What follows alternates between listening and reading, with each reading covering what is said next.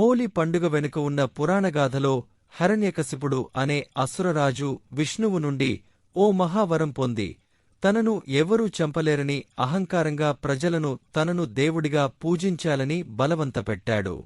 కాని అతని కుమారుడు ప్రహ్లాదుడు విష్ణువు భక్తుడు. తన తండ్రి మాటలను అంగీకరించకుండా భగవంతుని మాత్రమే పూజించేవాడు. హిరణ్యకశిపుడు అతన్ని అనేక శిక్షలకు గురిచేశాడు కాని ప్రహ్లాదుడికి ఏదీ హాని చేయలేదు.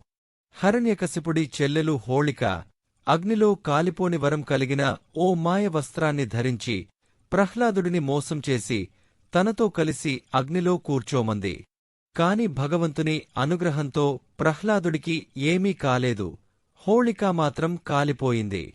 ఈ సంఘటన చెడుమీద మంచి గెలుపుగా నిలిచి హోళికా దహనంగా ప్రతి ఏడాది జరుపుకుంటారు. మరుసటి రోజు ప్రజలు ఆనందంగా ఒకరిపై ఒకరు రంగులు చల్లుకుంటూ హోలీ పండుగను ఉత్సాహంగా జరుపుకుంటారు. ఈ పండుగ మంచికి మంచి జరగాలని, చెడు అంతమవ్వాలని గుర్తుచేస్తుంది.